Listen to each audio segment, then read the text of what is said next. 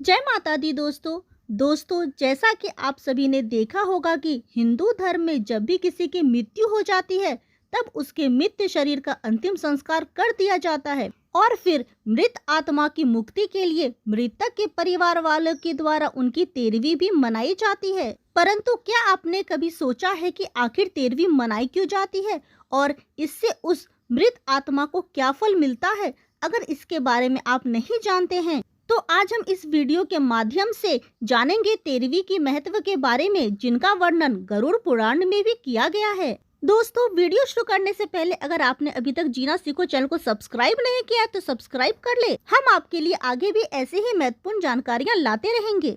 दोस्तों, गरुड़ पुराण में बताया गया है कि जब भी किसी की मृत्यु हो जाती है तो मृतक की आत्मा अपने परिवार वालों के आसपास भटकती रहती है, क्योंकि मृत्यु के बाद मृतक आत्मा में इतना बल नहीं होता कि मृत्यु लोक से यमलोक की यात्रा तय कर सके। इसलिए आप सबने देखा होगा कि जब भी किसी मनुष्य की मृत्यु हो जाती है तो उसके परिवार वालों के द्वारा मृतक आत्मा के लिए नियमित पिंडदान किया जाता है। गरुड़ पुराण के अनुसार मृत्यु के बाद 10 दिनों तक जो मृतक के नियमित पिंडदान किए जाते हैं उससे मृतक आत्मा के विभिन्न अंगों का निर्माण होता है और इसी तरह 11वें और 12वें दिन शरीर पर मांस और त्वचा का निर्माण होता है।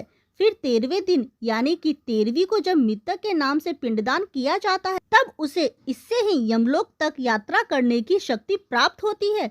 फिर वे आत्मा यमदूतों के साथ निकल पड़ती है। गरुड़ पुराण की माने तो मृत्यु लोक से यमलोक तक जाने में मृतक आत्मा को 1 साल अर्थात 12 महीने का समय लगता है।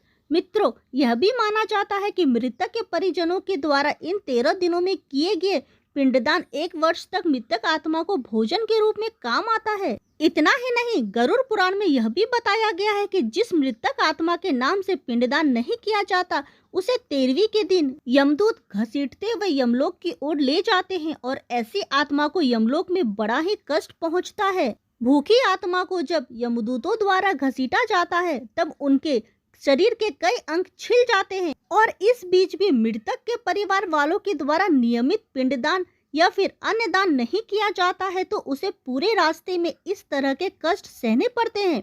परंतु यदि साल भर के अंदर मृत आत्मा के पिंडदान या फिर अन्य दान कर देते हैं तो फिर उसे यमदूत घसीटना बंद कर देते हैं, क्योंकि पिंडदान से आत्मा में बल आ जाता है और वे अपने पांव पर यात्रा करना आरंभ कर देते हैं।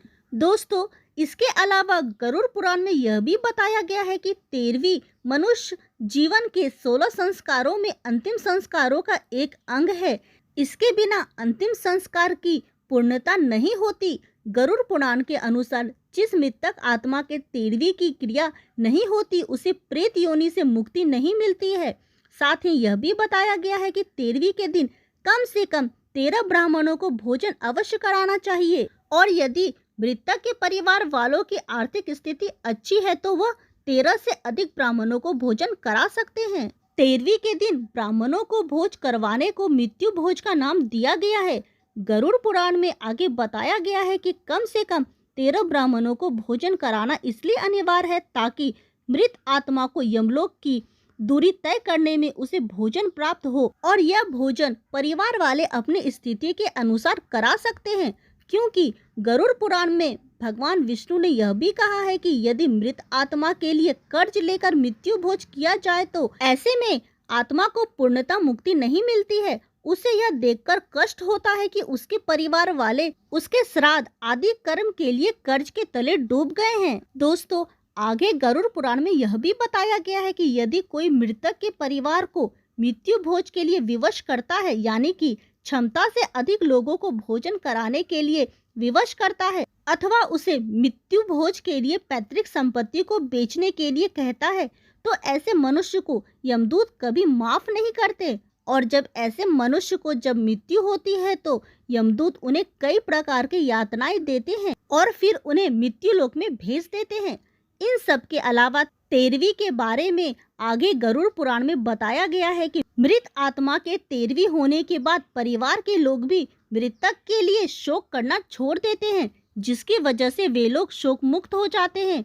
और फिर अपने धर्म कर्म में लग जाते हैं, जिससे जीवन की गति आगे बढ़ने लगती है। दोस्तों, ऐसे ही रोचक जानकारियों के लिए जीना सीखो चैनल को सब्सक्राइब कर ले। हम आपके लिए आगे भी ऐसी ढेर सारी रोचक जानकारियां लाते रहेंगे। जय माता दी दोस्तों।